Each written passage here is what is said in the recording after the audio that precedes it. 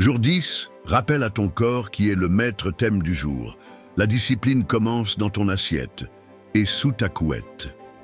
Aujourd'hui, on ne va pas parler de ton esprit, mais de ton corps. Oui, ce corps que tu négliges, que tu maltraites parfois, mais qui est ton premier outil de mission. Parce que tant que tu es vivant, tu sers Dieu avec ton corps. Et si ton corps tombe, tout ton programme tombe avec. Ne savez-vous pas que votre corps est le temple du Saint-Esprit? 1 Corinthiens 6, 19.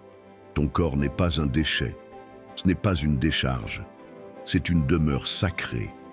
Et Dieu attend de toi que tu y veilles. Tu veux te discipliner pour prier, étudier, travailler, devenir excellent. Mais si tu dors mal, tu manges n'importe comment, tu abuses de ton énergie. Alors, tu te sabotes. Brian Tracy le dit. Ta santé est le socle de toute ta vie. Et comme disent souvent nos frères congolais, pas de stade, pas de match. Eh bien, pas de corps en bonne santé, pas de discipline et pas de succès. Beaucoup de jeunes aujourd'hui sabotent leur santé sans s'en rendre compte. Au Bénin, il devient de plus en plus fréquent de voir des frères prendre des stupéfiants, des aphrodisiaques dangereux, du para ou d'abuser de l'alcool pour tenir ou s'évader. Mais attention, ces produits détruisent ton système nerveux, détraquent ton cerveau, te rendent plus faible, plus distrait, plus instable, plus vulnérable à l'échec. Tu ne peux pas bâtir une vie disciplinée avec un corps abîmé. Tu crois que ce n'est rien? Tu crois que tu contrôles? Mais laisse-moi te dire, chaque excès est une petite concession faite à la médiocrité. Et quand ton corps s'effondre, ton esprit suivra. Et parlons aussi de l'alimentation. Tu veux devenir la meilleure version de toi-même? Alors arrête de remplir ton estomac de poison. Les exhausteurs de goût, appelés communément cubes, sont partout dans nos plats. Les bonnes dames, par habitude ou par souci du goût, en mettent plus que nécessaire. Mange rarement au dehors. Privilégie une nourriture simple, équilibrée, propre. Apprends à cuisiner sain, bois de l'eau pure. Bouge ton corps chaque jour. Laisse ton téléphone 1 heure avant de dormir. Éteins les écrans. Ralentis. Respire. Et surtout, fuis tout ce qui pollue ton corps.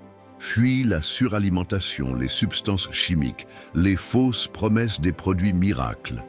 Comme le rappelle Daniel Walter dans son livre « Le pouvoir de la discipline », chapitre 7. Beaucoup échouent dans leur marche vers la discipline à cause de ces saboteurs silencieux, procrastination, fatigue chronique, mauvaise hygiène de vie, excès de confort. Tu veux être discipliné? Commence par remettre de l'ordre dans ton assiette et sous ta couette, parce que tu n'es pas seulement un esprit, tu es aussi un corps. Et ce corps-là, c'est ton champ de bataille, ton temple, ton stade. Takeaway du jour. La discipline passe par une bonne hygiène de vie. Ton corps est sacré, honore-le. Pas de mission sans énergie. Ce que tu ingères détermine ce que tu deviens. Alcool, stupéfiants, aliments toxiques. Trahison contre ta mission. Soigne ton sommeil, ton alimentation, ta respiration. Évite tout ce qui t'affaiblit. Renforce tout ce qui te rend stable. Romains 12, 1. Je vous exhorte à offrir vos corps comme un sacrifice vivant, saint, agréable à Dieu. Ce sera de votre part un culte raisonnable.